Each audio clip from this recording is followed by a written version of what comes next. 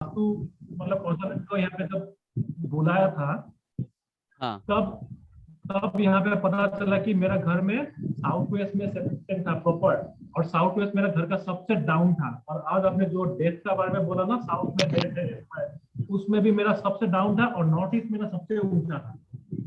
पूरा उल्टा দেখুন वास्तु हो रहा था। দেখুন কিরকম ভাবে রিলেট হচ্ছে, দেখেছেন? মানে পয়েন্ট গুলো, ডট গুলো কিরকম ভাবে মিলছে, বুঝতে পারছেন? फिर फिर उसके बाद जब मुझे पता चला वास्तु के बारे में, मैंने तो वास्तु करा लिया था, ठीक है, लेकिन अभी मैं सेल्फिश नहीं हो सकता हूँ, क्योंकि मेरे घर के पास में भी मैं जिसको जानता हूँ, बहुत लोग बहुत प्रॉब्लम में फंसा हुआ है।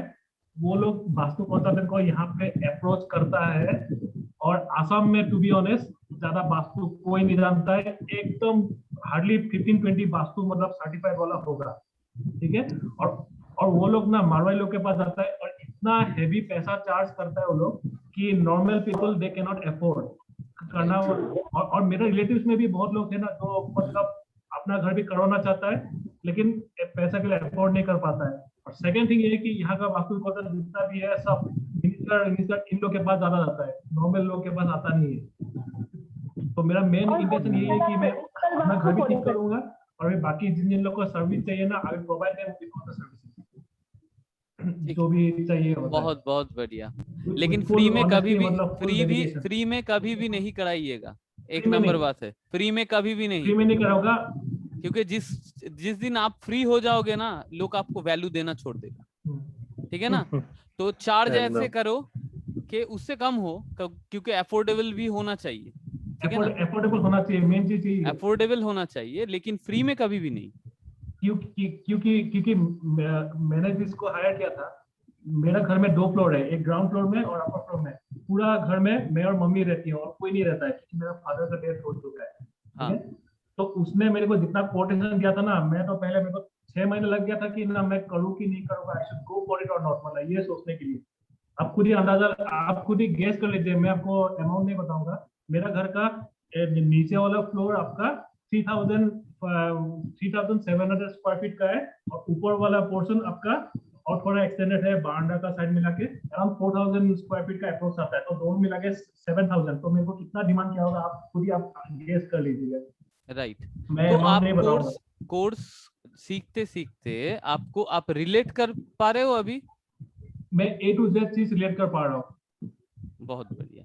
तो वही A to जानना Z। था, तो इसलिए मैं यही एक्चुअली चीज। कुछ कुछ क्वेश्चन मैं आपको इसलिए पूछ रहा था, इसलिए मतलब मैं जरूर आपको पूछिए, बीच बीच जरूर में पूछिए। मतलब मैं आपको सवाल पूछ रहा हूँ। जैसे मेरा मतलब यहाँ पे नेबर का भी, उन लोग का भी घर में एक भी मेल मेंबर्स नहीं है, और मेल मेंबर्स मतलब जब एक 30+ हो जाता है ना, तब डेथ हो ही जाता है, ठीक है।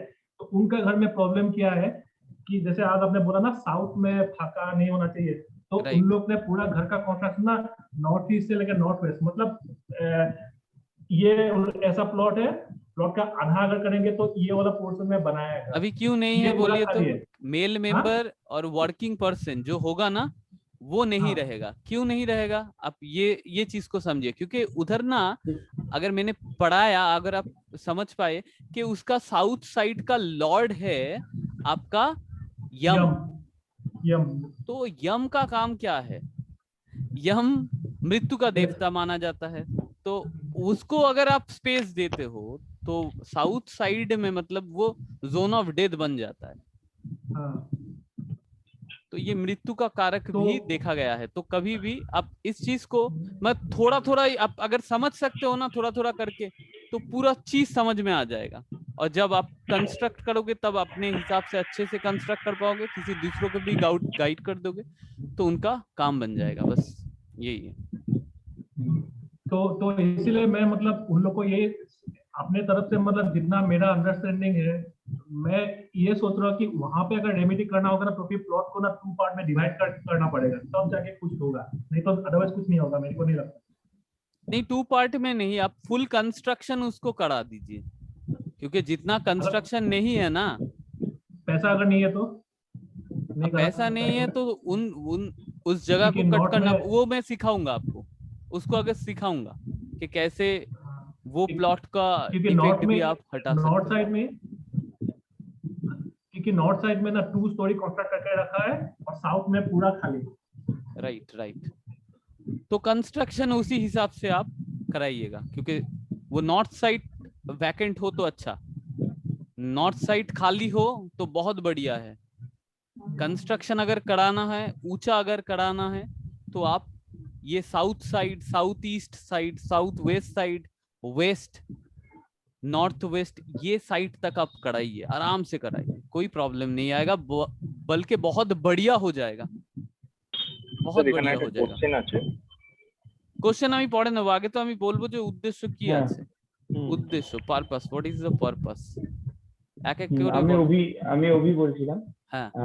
তো বেসিক্যালি আমি মানে স্টার্ট করেছিলাম যে বাস্তু দেখা যখন আমি মানে বাড়িটা কনস্ট্রাক্ট করি, আমি বলেছি 2-2.5 বছর আগে আমি বাড়ি করেছিলাম তখন আমি মোটামুটি এটা দেখতে দেখতে আমি একটা ইন্টারেস্ট পাই। তো এখন আমি চাই যে কি আমার নিজের বাড়ির জিনিসগুলো আমি দেখা, কারণ আমি অনেকটাই বাস্তু মেনে করার চেষ্টা করেছি, যেগুলো ভিডিও দেখেছি সেই অনুসারে, কিন্তু আমি জানি যে ওটা অনেকাংশেই ঠিক নয়। এখন আরো বেশি রিয়ালাইজ করতে পারছি সেটা, কারণ এই যে 16 জোন এত সব তো আমি জানতাম না কিছু। আমি বলেছি ঈশান কোণে এটা হওয়া উচিত, ওটাতে এখানে টয়লেট হওয়া উচিত না, সেই অনুসারে আমি একটা করেছি। তো এরপরে আমি দেখেছি যে কিছু আমি যখন এগুলো ফলো করতে করতে আমি আদার্স কারোর বাড়ি মানে বাড়িতে গেলে, রিলেটিভস এর বাড়িতে বা ফ্রেন্ডস এর বাড়িতে তাদের গেলে আমি তাদের এটাও চেষ্টা করতাম মোবাইলে জাস্ট কম্পাস দিয়ে আমি জাস্ট দেখতাম তাদের কোন জায়গায় কি আছে, তো সেই অনুসারে তারা কিছু প্রবলেম ফেস করছে কিনা। তো এইভাবে ইন্টারেস্টটা গ্রো করে। আর আমি চাই যে আমি নিজেরটা তো করতেই চাই অবশ্যই, আর বাইরে আরো অনেকেরই হেল্প করতে চাই, আমার ফ্রেন্ডস ফ্যামিলি, বা এটা যদি আমি সেকেন্ডারি কোনো ইনকাম হিসাবে যদি আমি দেখি।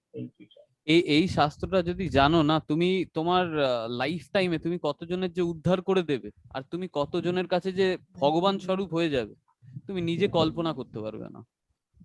তো আমি এই এক্সপিরিয়েন্স নিয়ে আছি, ফলত আমি জানি যে তুমি যখন একটা মানুষের জন্য ভাবো, ইন্টেনশনটা খুব ইম্পর্টেন্ট, ঠিক আছে না?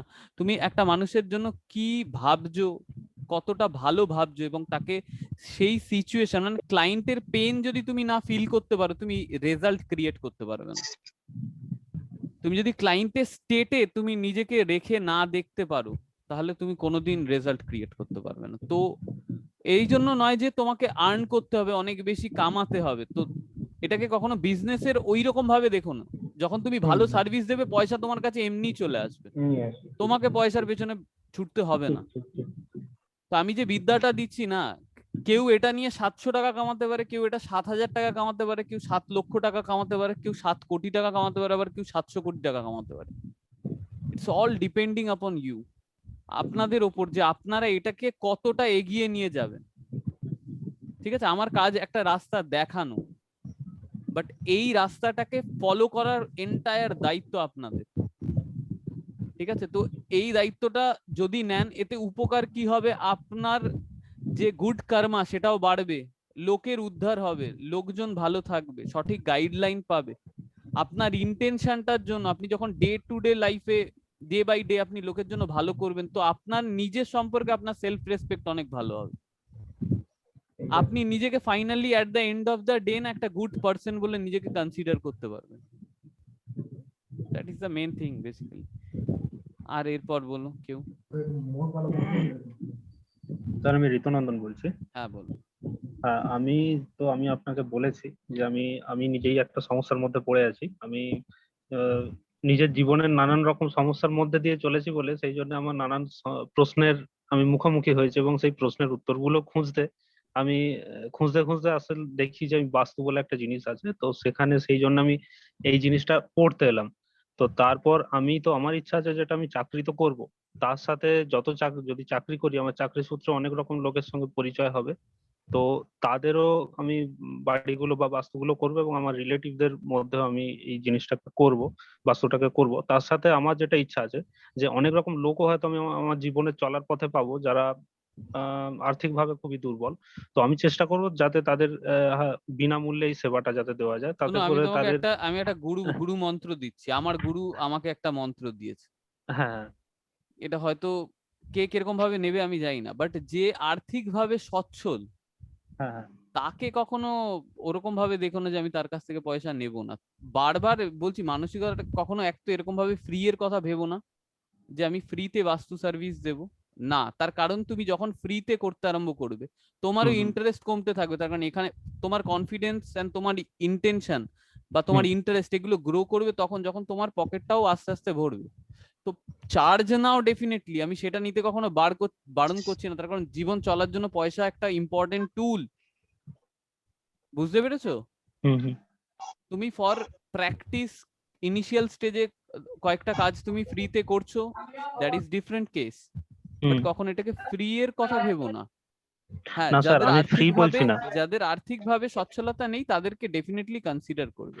আমি ওইটাই বলছি স্যার, যে আমি তো অন্যান্য যে সমস্ত লোক তাদের বাস্তু আমি করব, তাদের তো আমি ভিজিট নিয়েই করব।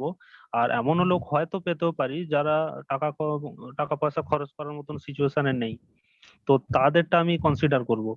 আমি তোমাকে একটা জিনিস বলি, একটা মজার ব্যাপার আছে, এটা শুনতে আরেকটু খারাপ লাগবে, বাট যারা বড় লোক না, যারা পয়সার দিক দিয়ে আর্থিকভাবে সচ্ছল, তাদের রেজাল্ট পেতে কিন্তু খুব কুইক হয়, মানে তারা খুব কুইক রেজাল্ট পেয়ে যায়।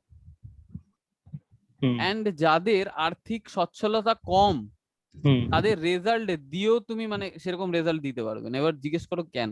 তার কারণ যারা অলরেডি খুব সচ্ছল বা ভালো সচ্ছলতা আছে, তো টার্গেট সবসময় এক, তো আমার বলার বক্তব্য যে তুমি উঁচুতে রাখো, ঠিক আছে? আমি সব যা বলছি না আমার প্র্যাকটিক্যাল এক্সপিরিয়েন্সে বলছি, ঠিক আছে? নিজেও ওরকম ভাবে গেট আপে থাকো যে একটা ব্র্যান্ড নিজেকে ফর্ম করতে পারো, তৈরি হতে পারো, ঠিক আছে? এটা হচ্ছে ফার্স্ট বক্তব্য। দ্বিতীয় কথা হচ্ছে যে আর্থিকভাবে যারা সচ্ছল তাদের উপর এমনি ভগবানের ব্লেসিংস আছে, তো তার মধ্যে হালকা চেঞ্জেস করলেই না তার রেজাল্ট হয়ে যাবে। বাট যারা অনেকভাবে আর্থিকভাবে সচ্ছল নয়, তাদের ক্ষেত্রে তোমার রেজাল্ট দিতেও দেরি হবে, তার কারণ তাদের মাইন্ডসেটটা একটু ডিফারেন্ট। তাদের মাইন্ডসেটের জন্য এক তো তাদেরকে বিলিভ করাতে গেলে তোমার মাথা খারাপ হয়ে যাবে। দ্বিতীয় কথা হচ্ছে যে তুমি কোনো জিনিস বললে সেই জিনিসটাকে অনেকদিন রেখে করবে, আর যাদের রেজাল্ট পাওয়ার হবে না তারা কুইক করবে, একদম চট জলদি কাজ করবে। আমি এইটা স্যার আপনি যেটা বললেন, এগুলো অনেক পয়েন্ট আছে, বুঝতে পেরেছেন? মাথা সব সময় উপরের দিকে রাখো। রাস্তায় চলার পথে ডেফিনেটলি যদি কেউ দুর্বল পাও তাকে তুলে ধরো, তাকে তোলো, বাট অলওয়েজ চেষ্টা করো যে নিজে একটা ব্র্যান্ড এস্টাবলিশ করা। ঠিক আছে? আমার বাড়িতে স্যার যেটা হয়ে আছে, যেটা আমি বলতে চাইছিলাম। हेलो, ठीक है আমি শুনে নিয়েছি, বুঝে গেছি। এরপর নেক্সট জনকে একটু সুযোগ দিই। अच्छा दादा मेरे साथ ये चीज होता है, कुछ भी अगर घर में अरेंजमेंट अगर इधर उधर किया ना, फटाक से मेरे को ना 1-2 दिन में इफेक्ट मिल जाता है। जैसे मैं वॉशिंग मशीन मेरा ग्रीन कलर का साउथ वेस्ट में था, वो मेरे सर आपको फोन में पूछा था, फिर उसके बाद आज मैंने जब हटा दिया ना, उसके बाद से देख रहा हूँ आज लोग भी मेरे से बहुत अच्छा से बात कर रहे हैं, मतलब रिलेशनशिप ऑटोमेटिकली मतलब चेंज हो गया।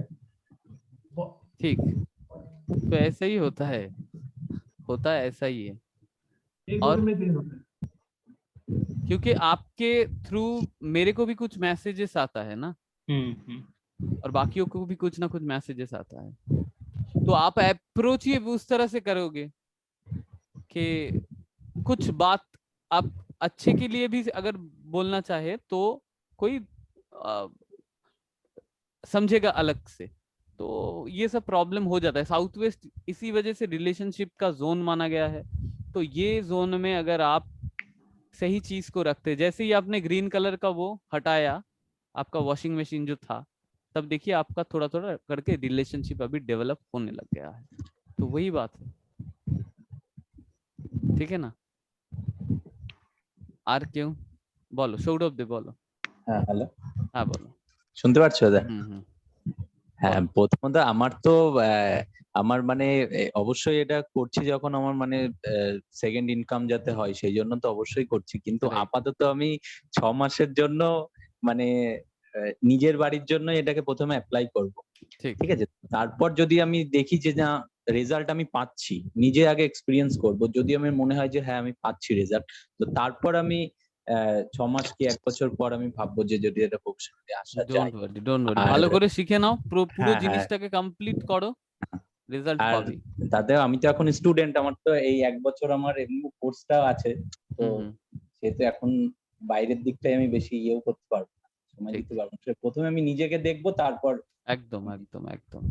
আর কে আছে? প্রভাকর বলছি দাদা, শুনতে পাচ্ছ? হ্যাঁ হ্যাঁ, হ্যালো। বলো বলো বলো বলো। বেসিক্যালি আমি আর্ট কলেজ থেকে পাস আউট করেছি 2015-এ। হুম হুম। আর দিল্লিতে প্রায় এখনো রয়েছি, লকডাউনের জন্য আমি বাড়ি চলে এসেছি। প্রায় 6 বছর দিল্লিতে।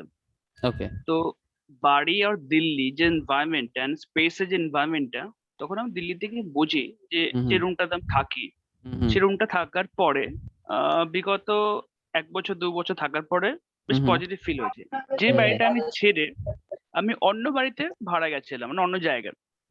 তো ওখানে 3 মাস হার্ডলি 3 থেকে 4 মাস, তারপর দেখি যা স্যালারি পেতাম তার অর্ধেকের বেশি। মানে দিল্লির তো একটা খরচ সাপেক্ষ, তার আচ্ছা, আচ্ছা। মধ্যে পুরোটাই যদি বেরোয় যায়, তার মানে আমি তোর বুঝতে পারলাম কেন হচ্ছে, কিসের জন্য। তখন আমার মাথায় ঢুকতো না যে বাস্তুটা কি জিনিস বা মহাবাস্তু কি জিনিস বা সেটা নিয়ে কোনো কোর্স হয় কিনা। তারপর আমাকে কেউ বলেও নি যে জিনিসটা কি। আমি ভাবলাম হয়তো এনভায়রনমেন্ট চেঞ্জ হয়েছে, আমি এখানে নিজেকে কোপ আপ করতে পারছি না, এনভায়রনমেন্টের জন্য প্রবলেম হচ্ছে আমার হয়তো। হুম হুম। সো দেন আমি আবার রিটার্ন আসি বাড়িতে, আর তখন আমার বাড়ির কাজ চলছিল, ঠিক আছে। তো বাড়ির কাজ চলছিল, বাড়ির কাজ হতে হতে আমার মেসো আমিন মানে জমির কাজ বাজ করে, ঠিক আছে। তো উনি তখন বললো যে তুমি ছবি আঁকার পাশাপাশি, তুমি জব করছো ঠিক আছে, ছবি আঁকার পাশাপাশি তুমি তোমার ইন্টেরিয়র ডিজাইনটা করতে পারো শিলিগুড়িতে বা যেখানে হোক। ইভেন ইন্টেরিয়র ডিজাইনিং অ্যান্ড তুমি তোমার না, ওই আমার প্রশ্নটা হচ্ছে যে তুমি বেসিক্যালি কোনটা চাইছো? বেসিক্যালি আমি তোমার ক্লাস করার পরে, আজকে তো 3য় দিন, ক্লাস করার পরে আমার মনে হয় এটা একটা গুড অপরচুনিটি সবার কাছে। আমার কাছে খুব মনে হচ্ছে যে এটার পাশাপাশি এটা যদি করা যায়, ইন্টেরিয়র ডিজাইনিং এন্ড বাস্তু, এই দুটাকে যদি কোলাবরেট করে করা যায় কাজ, আগামী দিনে হয়তো অনেক চাহিদা বাড়বে, রাইট। যেটা তো বুঝতে এর পারছি মার্কেট আমি মার্কেট প্রচন্ড হিউজ, তার কারণ সবার মার্কেট লাইফে। হিউজ। হ্যাঁ, আর এখানে আর সংখ্যায় কম। এখন যে হারে, যেহেতু আমি একটা ইনস্টিটিউটে পড়াই, হুম হুম। ডিজাইন ইনস্টিটিউট, নিফট এনআইডি, প্রচুর স্টুডেন্ট আছে ওখানে ফর অ্যাডমিশনের জন্য।